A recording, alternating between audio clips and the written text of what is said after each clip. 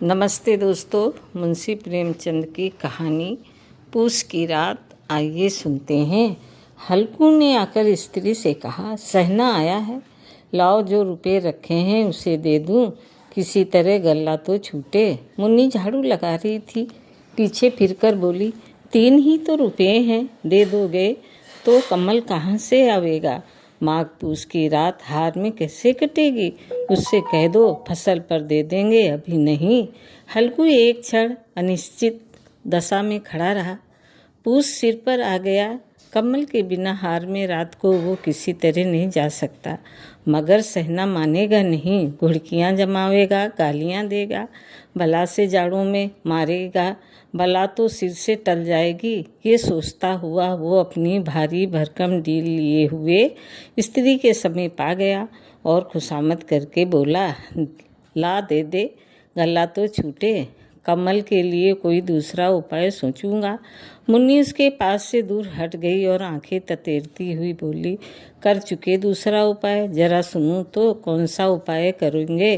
कोई खैरात दे देगा कमल, ना जाने कितनी बाकी है जो किसी तरह चुकने ही नहीं आती। मैं कहती हूँ तुम क्यों नहीं खेती छोड़ देते, मर मर कर काम करो, उपज हो तो बाकी दे दो। चलो छुट्टी हुई, बाकी चुकाने के लिए ही तो हमारा जन्म हुआ है, पेट के लिए मजूरी करो। ऐसी खेती से बाज आए, मैं रुपये ना दूंगी। हल्कू उदास होकर बोला, तो क्या गाली खाऊं। मुन्नी ने तड़प कर कहा, गाली क्यों देगा, क्या उसका राज है। मगर ये कहने के साथ ही उसकी तनी हुई बहुएं ढीली पड़ गई। हल्कू के उस वाक्य में जो कठोर सत्य था वो मानो एक भीषण जंतु की भांति उसे घूर रहा था। उसने जाकर आले पर से रुपये निकाले और लाकर हल्कू के हाथ पर रख दिए। फिर बोली, तुम छोड़ दो अब की से खेती, मजूरी में सुख से एक रोटी तो खाने को मिलेगी, किसी की धौंस तो न रहेगी। अच्छी खेती है, मजूरी करके लाओ, वो भी उसी में झोंक दो, उस पर धौंस। हल्कू ने रुपए लिए और इस तरह बाहर चला मानो अपना हृदय निकाल कर देने जा रहा हो। उसने मजूरी से एक एक पैसा काट कपट कर 3 रुपये कमल के लिए जमा किए थे। वो आज निकले जा रहे थे। एक एक पग के साथ उसका मस्तक अपनी दीनता के भार से दबा जा रहा था। पूस की अंधेरी रात, आकाश पर तारे भी ठिठुरते हुए मालूम होते थे। हल्कू अपने खेत के किनारे ऊख के पत्तों की एक छतरी के नीचे बांस के खटोले पर अपनी पुरानी गाढ़े की चादर ओढ़े पड़ा कांप रहा था। खाट के नीचे उसका संगी कुत्ता जबरा पेट में मुंह डाले सर्दी से कूकू कर रहा था। 2 में से एक को भी नींद न आती थी।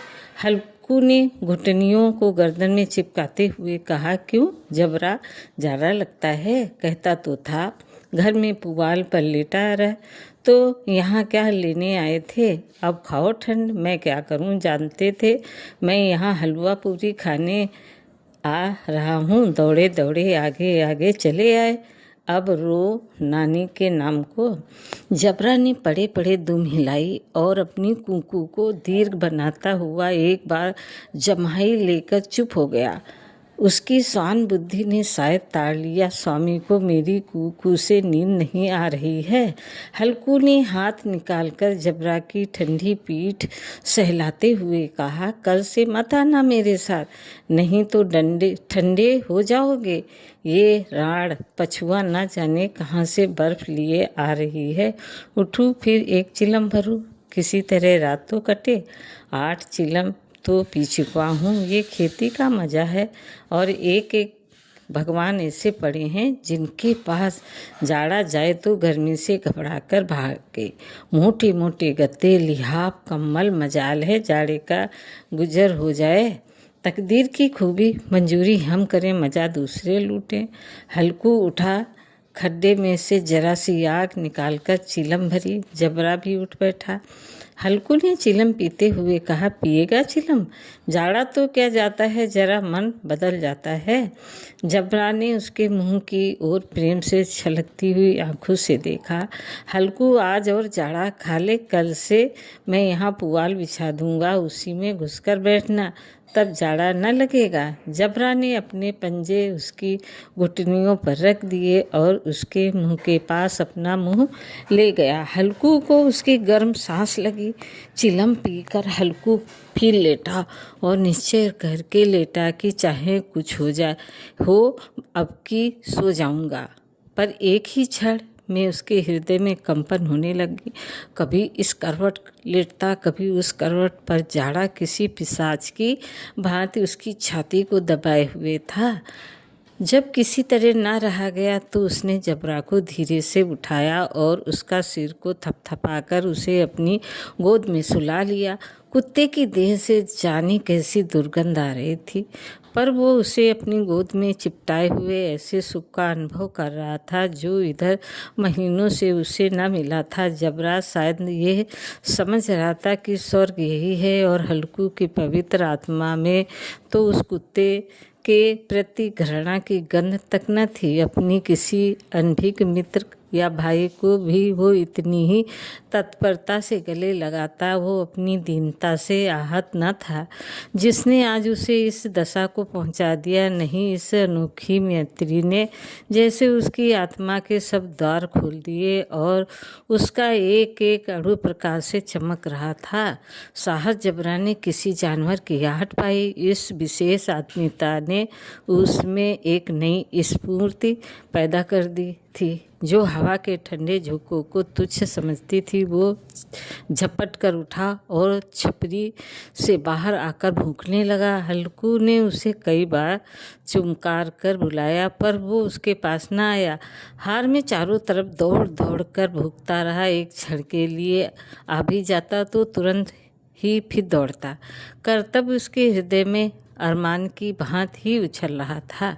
1 घंटा और गुजर गया। रात ने शीत को हवा से धधकना शुरू किया। हल्कू उठ बैठा और दोनों घुटनों को छाती से मिलाकर सिर को उसमें छिपा लिया। फिर भी ठंड कम न हुई। ऐसा जान पड़ता था सारा रक्त जम गया है, धमनियों में रक्त की जगह हिम बह रहा है। उसने झुककर आकाश की ओर देखा। अभी कितनी रात बाकी है। सप्तऋषि अभी आकाश में आधे भी नहीं चढ़े, ऊपर आ जाएंगे तब कहीं सवेरा होगा। अभी पहर से ऊपर रात है। हल्कू के खेत से कोई एक गोली के टप्पे पर आमों का एक बाग था। पतझड़ शुरू हो गई थी। बाग में पत्तियों को ढेर लगा हुआ था। हल्कू ने सोचा चलकर पत्तियां बटोरूं और उन्हें जलाकर खूब तापूं। रात को कोई मुझे पत्तियां बटोरते देखा तो समझे कोई भूत है, कौन जाने कोई जानवर ही छिपा बैठा हो। मगर अब तो बैठे नहीं रहा जाता। उसने पास के अरहर के खेत में जाकर कई पौधे उखाड़ लिए और उनका एक झाड़ू बनाकर हाथ में सुलगता हुआ उपला लिए बगीचे की तरफ चला। जबरा ने उसे आते देखा तो पास आया और दुम हिलाने लगा। हल्कू ने कहा, अब तो नहीं रहा जाता जबरू, चलो बगीचे में पत्तियां बटोर कर तापे ठाठ हो जाएंगे तो फिर आकर सोएंगे। अभी तो बहुत रात है। जबरा ने कूकू करके सहमत प्रकट की और आगे आगे बगीचे की ओर चला। बगीचे में खूब अंधेरा छाया हुआ था और अंधकार में निर्दयी पवन पत्तियों को कुचलता हुआ चला जाता था। वृक्षों से उसकी बूंदें टप टप नीचे टपक रही थी। एकाएक एक झोंका मेहंदी के फूलों की खुशबू लिए हुए आया। हल्कू ने कहा, कैसी अच्छी महक आई झबरू, तुम्हारी नाक में भी तो सुगंध आ रही है। झबरा को कहीं जमीन पर एक हड्डी पड़ी मिल गई थी, उससे चिचोड़ रहा था। हल्कू ने आग जमीन पर रख दी और पत्तियां बटोरने लगा। जरा देर में पत्तियों का ढेर लग गया। हाथ ठिठुरे जाते थे, नंगे पांव गले जाते थे और वो पत्तियों का पहाड़ खड़ा कर रहा था। इसी अलाव में वो ठंड को जलाकर भस्म कर देगा। थोड़ी देर में अलाव जल उठा। उसकी लौ ऊपर वाले वृक्ष की पत्तियों को छू छू कर भागने लगी। उस अस्थिरता प्रकाश में बगीचे के विशाल वृक्ष ऐसे मालूम होते थे मानो वो अथाह अंधकार को अपने सिरों पर संभाले हुए। अंधकार के उस अनंत सागर में वो प्रकाश एक नौका के समान हिलता मचलता हुआ जान पड़ता था। हल्कू अलाव के सामने बैठा आग ताप रहा था। एक क्षण में उसने दोहरा उतारकर बगल में दबा ली, दोनों पांव फैलाकर मानो ठंड को ललकार रहा हो। तेरे जी में जो आए सो कर। ठंड की असीम शक्ति पर विजय पाकर वो विजय गर्व को हृदय में छिपा न सकता था। उसने जबरा से कहा, क्यों जबरा, अब ठंड नहीं लग रही? जबरा ने कू करके मानो कहा, अब क्या ठंड लगती ही रहेगी? पहले से ये उपाय न सूझा? नहीं, इतनी ठंड क्यों खाते? जबरा ने पूँछ हिलाई। अच्छा आओ इस अलाव को कूदकर पार करें, देखे कौन निकल जाता है। अगर जल गए बच्चा तो मैं दवा न करूँगा। जबरा ने उस अग्निराश की ओर कतार नेत्र से देखा। मुन्नी से कल कहना देना, नहीं तो लड़ाई करेगी।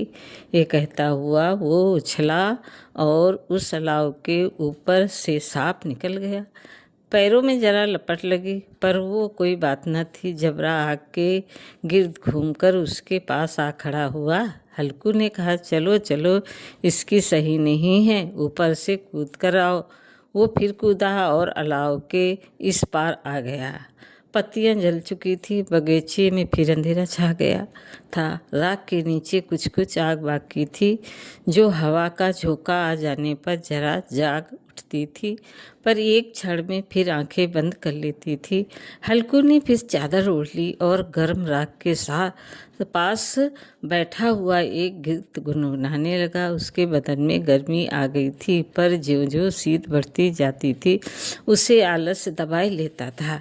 जबरा जोर से भूख कर खेत की ओर भागा। हल्कू को ऐसा मालूम हुआ कि जानवरों का एक झुंड खेतने आया है। शायद नील गायों का झुंड था। उनके कूदने दौड़ने की आवाज़ें साफ कान में आ रही थी। फिर ऐसा मालूम हुआ कि खेत में चल रही हैं। उनके चबाने की आवाज़ चर चर सुनाई देने लगी। उसने दिल में कहा, नहीं, जबरा के होते कोई जानवर खेत में नहीं आ सकता। नोची डाले, मुझे भ्रम हो रहा है। कहाँ, अब तो कुछ नहीं सुनाई देता। मुझे भी कैसा धोखा हुआ। उसने जोर से आवाज़ लगाई, जबरा जबरा। जबरा भूखता रहा, उसके पास ना आया। फिर खेत के चले जाने की आहट मिली। अब वो अपने को धोखा न दे सका। उसे अपनी जगह से हिलना जहर लग रहा था। कैसा दंताया हुआ था। इस झाड़े पाले में खेत में जाना, जानवरों के पीछे दौड़ना असह्य जान पड़ा। वो अपनी जगह से न हिला। उसने जोर से आवाज़ लगाई, ही लिहो लिहो लिहो। जबरा फिर भूखा। जानवर खेत चर रहे थे, फसल तैयार है, किसी अच्छी खेती थी, पर ये दुष्ट जानवर उसका सर्वनाश किए डालते हैं।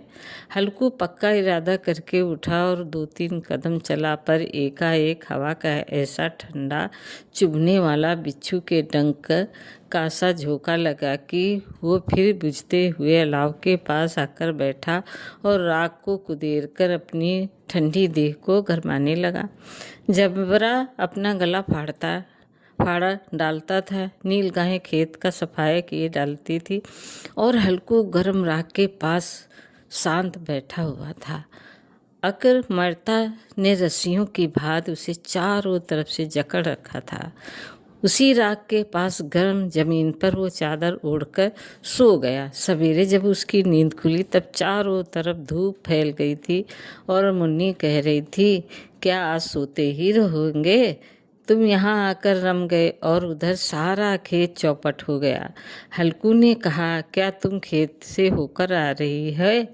मुन्नी बोली, हाँ, सारे खेत का सर्वनाश हो गया। भला ऐसा भी कोई सोता है? तुम्हारे यहाँ मड़ैया डालने से क्या हुआ? हल्कू ने बहाना किया, मैं मरते मरते बचा, तुम्हें अपने खेत की पड़ी है। पेट में ऐसा दर्द हुआ कि मैं ही जानता हूँ। दोनों फिर खेत के डांड पर आए। देखा सारा खेत रौंदा पड़ा है और जबरा मड़ैया के नीचे चित लेटा है, मानो प्राण ही न हो। दोनों खेत की दशा देख रहे थे। मुन्नी के मुख पर उदासी छाई थी, पर हल्कू प्रसन्न था। मुन्नी ने चिंतित होकर कहा, अब मजूरी करके मालगुजारी भरनी पड़ेगी। हल्कू ने प्रसन्न मुख से कहा, रात को ठंड में यहाँ सोना तो न पड़ेगा। दोस्तों, कहानी कैसी लगी? लाइक करें, सब्सक्राइब करें। धन्यवाद।